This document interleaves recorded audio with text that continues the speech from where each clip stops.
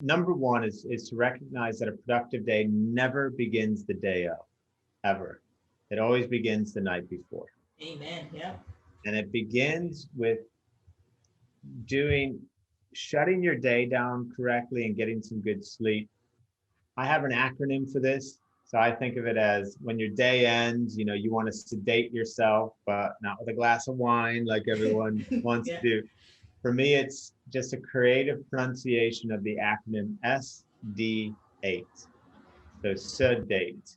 Mm-hmm. Uh, and the S is for shutdown. So Yep. you need to have a static appointment in your calendar where you shut down your day and you say enough's enough, and you choose the top three things you're going to work on the next day. Let's learn how our next guest gets up, dress up, and show up on purpose. Enjoy the episode.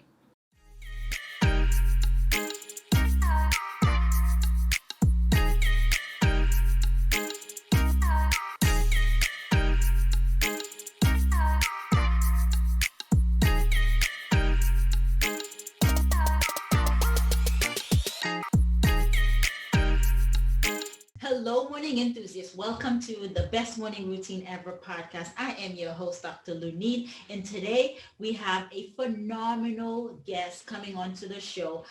We have another habit expert, so this is going to be a conversation to tune in for. Eric is a CEO, mentor, author, and a peak performance expert. He has been named CEO of the Year at the 2019 Business Excellence Award and one of the top 30 entrepreneurs in the UK. Eric is certified as a peak performance coach and also has completed a coaching certification with the professor BJ Fogg around habits. And he studied all things psychology, neuroscience, habit change, leadership, and peak performance. Eric has released his new book, did last year actually, the Three Alarms, a simple system to transform your health, wealth, and relationships forever. So I'm looking forward to dive into his books, but most importantly, habits and being a peak performer. So with no further ado, Eric, welcome to the show. Thank you so much, and super excited to be here. And yeah, hopefully we can deliver something really valuable to whoever's listening. Yes, it's an honor to have another habit coach in the room. Thank you for coming again, as I expressed earlier. But before we get into the nitty gritty, tell us about your journey, your background, and how you got here thus far. Yeah, well, I mean, I've done lots of random things. So I started off as a consultant with Mhm. McKinsey and Company. So I was focused on strategy consulting. I worked in the Chicago office for a while in the States. I worked in the Oslo, Norway office for a while. I'm half Norwegian. And then I came down to London. I joined Skype in its very early days. We were about 30 or so people. We grew to 50 million users, and we were purchased by eBay for over $2 billion. So that Wow. was a rocket ship of a journey. And then after Skype, I was missing Mexican food, having grown up on it in Chicago. And so Yeah. then I started and built and grew what became an award-winning chain of Mexican restaurants in the UK. Really? Yeah, and the common thread throughout all of that, as different as it all sounds, has been an obsession with realizing my full potential and Mhm. helping others to do the same. Mhm. So I came across a quote from Abraham Maslow where he estimated that only 2% of people operate at their full potential. And so I've always had it in my head that I want to gain entry to the 2% club and help others do that as well. Yeah. So everything that I work on these days is about giving people that activation energy and the tools required to break free from that 98% and join the 2%. Yeah, and then you've done so much being so young. Like you built so many businesses along the way and worked for a lot of big firms too. Yeah, well, yeah, I mean, I'm 45, so I'm kind of like midway through my professional career. So it's a lot of time has passed though too. It's been over 20 years of work, so Yeah. you can get a Tell lot done in 20 years. Oh yeah, for sure. It's just a matter of getting started.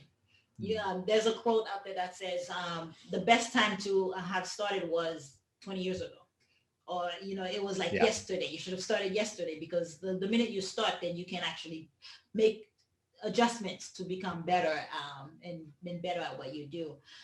So tell us about, peak performance. What is it like to be at that 2% that you mentioned, that Well, full potential?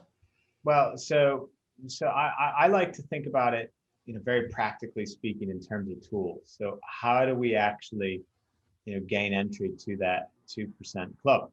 And in my book, The Three Alarms, I present a really simple framework for how to achieve that.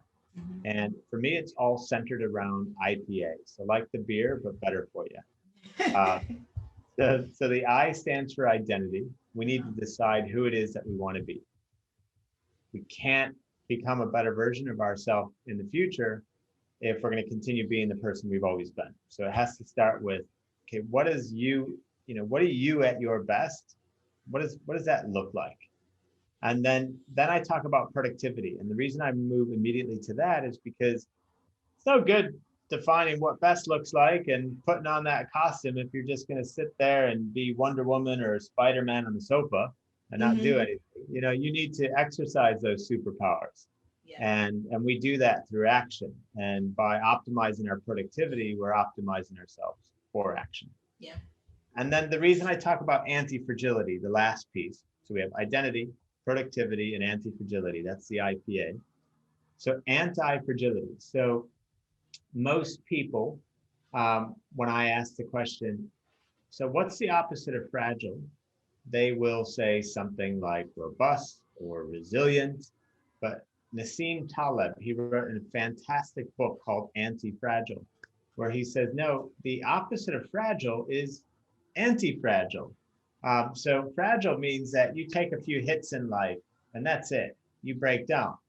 If you're robust, you take more of a beating, but eventually you break down. If you're resilient, by definition, it means that as you take hits, you absorb the shock and you return to the same. Anti-fragile means that the more hits you take, the stronger you become. So for me, it's like a suit of armor that you wear, whereby every blow to the armor just strengthens it.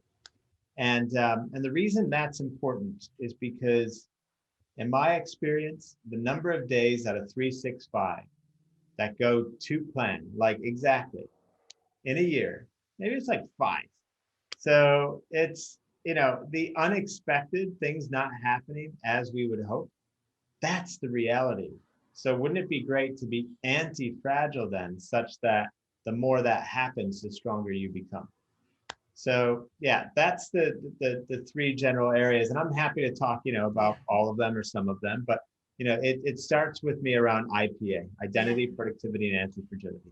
And to be comfortable with being uncomfortable, right? To actually understand that stuff's gonna hit the wall, shit's gonna hit the fan, and that you're prepared and you expect it, and you kind of I love that you said it's beyond resiliency. It's just not just coming back to that threshold, to that level that you were before you got knocked down, but to come back stronger, to actually come back another level because you've learned something while you Yeah. were down. And the key thing you said there is that you expect it. Yeah. And and when you develop an anti-fragile mindset, you turn life into one big mental gym. When you go to the gym, you go there expecting stress Failure. because Hmm. right because you know that if I stress the muscle, it causes it to grow. You don't go to the gym to de-stress the muscle. you, Yeah. you stress it. Yep. De-stressing it is not going to cause it to grow. The gym, when you get a gym membership, you're getting a stress membership, right? Yeah. And so the reason I point this out is that we actually get this. We get it. We get it physically. And our Mhm. bodies get it. You stress the muscle, like I said, it causes it to grow, expose the body to germs and bacteria, it builds the immune system. So we just need to get what's going on here physically up in our heads mentally. And when we do that, then all of those challenges and things that don't go your way in the course of a day, those are nothing more than the personal trainer in the gym coming up to you saying, hey, I got a dumbbell for you. You want to curl this? Yeah. And if you run away in that moment, what happens? You don't get stronger, right? That's right. But if you step towards them, if you step towards the weight, if you step into the weight, if you take it, if you complete the repetition, put it back on the rack, say done, next. Now you've gotten stronger. And life presents to us during the course of a day all these little weights, all these little dumbbells. Here, try this one. Oh, you don't like that? Here's another one. Oh, you didn't like that? That wasn't enough for you? This one's a little bit heavier. Here you go. Yeah. And I love the humor about that because it's so true. It is so true. And the more you lift, the more you can handle, right? The bigger the weight become, the more success you can actually get, right? Because if you're standing still, you're not making any progress. If you're not lifting the weight, you're not actually going to get to the next level, to the next goal. Because a lot of us are afraid of failure. Failure has this negative connotation to it when it shouldn't. As you say, we go into the gym so we can fail and break down our muscles only to rebuild them. It's the same mentally, is what I'm hearing. And I like when you picked up on the humor part, because the humor part does make it easier. Because during the course of a day, when my youngest one doesn't want to get ready for bed and he starts swinging like a little monkey from the chandeliers and just acting like a 7-year-old, right? So I laugh to myself because then, in that moment, and I don't always get this right, but, sometimes, I'll lose my cool. Sometimes I will do the equivalent of running out of the gym, but I think of it as, okay, so what am I going to do right now? Am I going to run out of the gym, run away from the weight? How ridiculous would that look? Yeah. Like you're in a gym, personal trainer hands you a weight, and all of a sudden you just take off running and you just leave. They'd be like, what the heck is wrong with Lunid? She just ran out of here, or if they presented you the weight and then you just start screaming at it and cussing at it, like they'd be like, whoa, what's wrong with her? So I think about that sometimes and I'm like, okay, am I going to start like screaming at this weight right now? Am I going to run out of the gym or am I going to step into it? Step into it, because then that casts a vote towards the identity that you want. I kind of see what you're talking about as a loop, right? Because if the identity is I'm fit, I'm going to have the best body, lifting the weight, that last portion of it, when you do it, it casts a vote to reaffirm that identity of who you are. Because I do have a formula similar to yours, Eric, that goes like this. You have beliefs plus repetition equals identity. And your repetition of your habits, your repetition of those behaviors. But if you have this belief, it all starts with your belief. And I want to come back with to your belief portion of it to tell us a little bit more about that, because you can't just change your habits. It won't be long term. You have to change your beliefs to who you are, your value. If you have the belief that I am not enough, you're not going to take the right actions. You're actually going to take the actions to prove to yourself you're not enough. That's the scary part. And so I'd love to dive into the importance of having our belief system, as I call it, our BS system, in alignment with who we want to be. Nice. I love it. And yeah, that for me does connect. You're totally right on the money. It connects right back to the identity piece. And the way I look at identity is that there are 3 critical domains in life that we need to show up at our best in. It's our health, our wealth. And when I say wealth, I mean both making the money and what you do with it. So our health, our wealth, and our relationships. If we show up as a superhuman version of ourselves, us at our best in each of those 3 areas, that's a life well lived. And what I did, and this relates to the title of my book, The 3 Alarms that I just wrote, I have 3 alarms that go off on my phone every day. And I've segmented my day with the idea being that I'll have a best self identity, power, the relevant segment of my day. So at 6:30 a.m., the first alarm goes off and it says pro athlete. I'm not a pro athlete. I never will be. But, when I bought my son a Captain America costume, he became Captain America. And Yep. so, right. So I didn't have to give him any behavioral training. He just did it. Right. Yep. Like costume on, boom, he's Captain America. So when that alarm goes off, pro athlete, it's like, oh, well, is there any chance I cannot do my workout right now? Well, no, because a pro athlete doesn't need to feel like working out. They don't even need to want to work out. They just do it. Yep. And when I'm doing the exercise, if I'm feeling a little bit like, oh, I don't know, am I going to get that 10th repetition? Come on, pro athlete. Does a pro athlete get the 10th repetition? Of course they do. And they get 11 and 12. Yep. Muhammad Ali says he starts counting when it hurts. So he doesn't even know the reps that he does. yeah, exactly. And oh gosh, I can't remember his name now. David Goggins. He says he's got this, former Navy SEAL. He's got this, the 40% rule. He says so. When you're at the point where you feel like, oh, I'm at the failure point with this exercise, you're 40% done. Oh, damn. Our standards are so low compared to these pro athletes. Yeah. So pro athlete, 9 a.m., next alarm on my phone goes off. Because you can label an alarm to be whatever you. And change the sound. I change it to motivation that rings. Yeah. You got it. And that one says world's best coach to remind me, how would that version of me show up in the day? Yeah.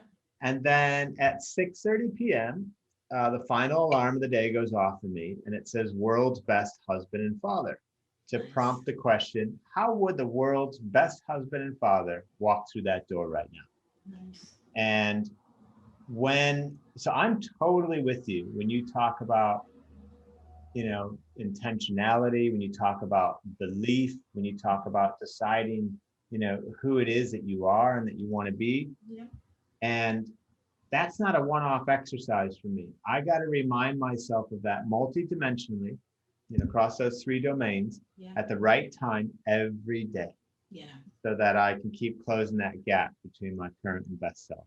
Thank you for sharing, being honest about that, because we think it's a one-time thing. We do it once a day or once a month.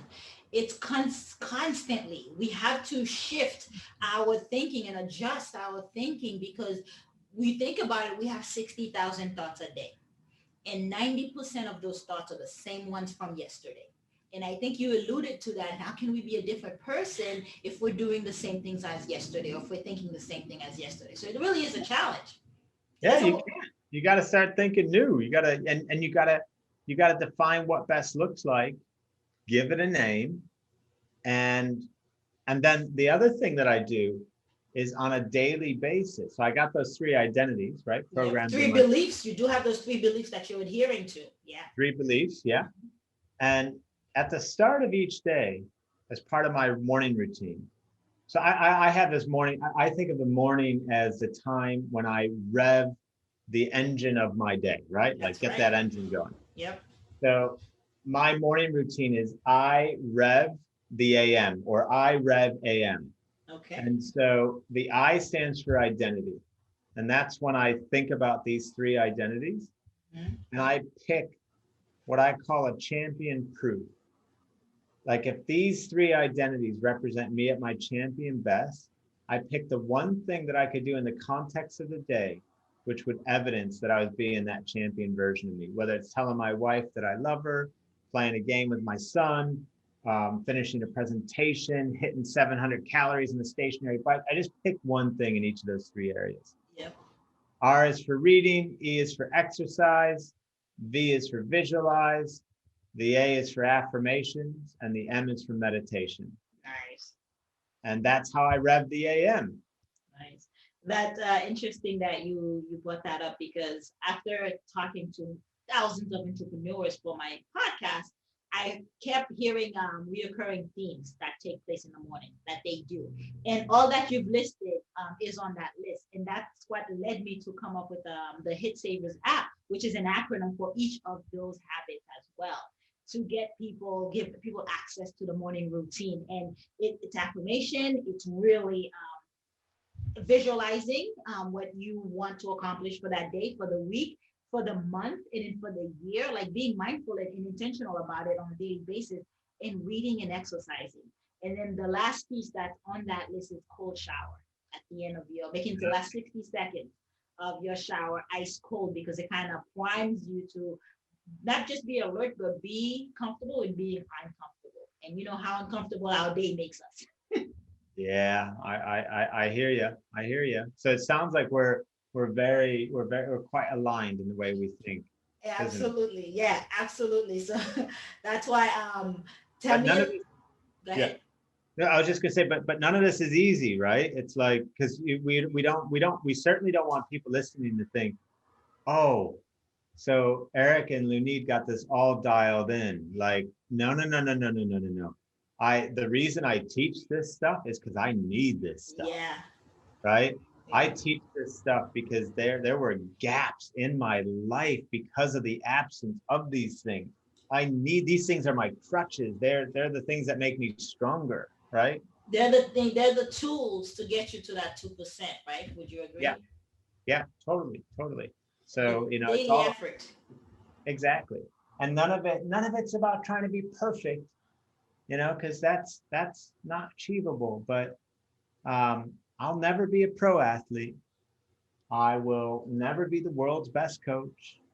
I will never be the world's best husband and father. I'm sure there's going to be somebody who's going to beat me. Yeah, And but by having something to shoot for, over time, my lows become higher, my highs become become higher, higher. and I trend upwards. But I still have that bumpy ride, but I trend upwards. Yeah, you want the direction to be going in the right way. I love how humble and modest you are about it, because in our line of work, we understand there's no comparison to other people. So yes, you are the world's best coach. You're better than you were yesterday, right? You're the world's best father to your world, to the people, and there's no one like you in that realm. And so the minute that we take away that external comparison, then we realize we are living in our truth. We are living in that true sense of like we are the best. I'm the best in my world. I'm the best wife to my husband. I'm the best mother to my kids. I don't have kids yet, but you understand where I'm going with it, right? Totally, To totally. we moving away that comparison just makes us the king and the queens of our world. I'm with you. Yeah, 100. I want to talk about productivity, and let's get into some of the habit tricks in terms of cultivating our environment that it helps us to be more productive. Removing the cues out of our environment so that we can, if we want to work out, like putting our shoes in front of the door, or sleeping in our workout clothes. Let's talk about those habit tricks that people can utilize to excel thrive more in their day. Not Yeah, depending on willpower, but more on the habit. right. So I will share three things on the productivity front. Yeah. And these are three powerful routines that don't represent everything that you could be doing productivity wise, but that I think deliver some of the biggest bang for the buck. Yeah. And number one is to recognize that a productive day never begins the day of, ever. It always begins the night before. Amen. Yeah. And it begins with doing shutting your day down correctly and getting some good sleep. I have an acronym for this. So I think of it as when your day ends, you want to sedate yourself, but not with a glass of wine like everyone wants to Yeah. do. For me, it's just a creative pronunciation of the acronym SD8. So sedate. Mm-hmm. Uh, and the S is for shutdown. So Yeah. you need to have a static appointment in your calendar where you shut down your day and you say enough's enough, and you choose the top three things you're going to work on the next day. Yeah. and program them into your day, and then you're done. You actually put them into your schedule for the next day. Then the D is for digital sunset. No electronics in the hour before sleep, so that you have the maximum amount of melatonin, which is what induces deep sleep, in your brain as possible, because any of that artificial light going through your eyes, especially in the last hour before bed, will reduce your melatonin production by 50%, meaning you won't sleep deeply and restfully. Yeah. And then the 8 is go to bed at a time so that you have a chance to get a full 8 hours of sleep. So that sets you up for a productive day. You know what you're doing because you shut down your day, you chose your top 3, you maximize your melatonin, you got 8 hours of sleep with that digital sunset. In the morning, so I talked about, I rev the AM. Mm-hmm. And so that is, a nice way that I use to start my day. You could do some of those things, all of those things, but have some kind of structure to your morning. Mm-hmm. And then beyond that, I like to make sure that I start my day creatively rather than reactive. Yeah. So rather than starting it in my inbox or on Slack or social media or in the news, I do one of those top 3 things that I decided the day before, and I make sure that I start with that. So I'm starting with output rather than inputs. Yeah. And then the last thing that I do is my work day routine. So as the work day progresses, I focus on trying to divide my day into maker versus manager time. So my mornings, I try to keep relatively free of meetings Mm-hmm. and do even, all of my important focus work. And then my afternoons, that's my maker time. My afternoons is when I meet with other people. So internal meetings, external meetings. So maker versus manager. So evening routine, morning routine, workday routine. Evening routine is sedate, SD8. Mm-hmm. Morning routine is I rev the AM, plus try to start creatively, not reactively. And then try to divide your day up into maker versus manager time. Yeah, and then starting the night before.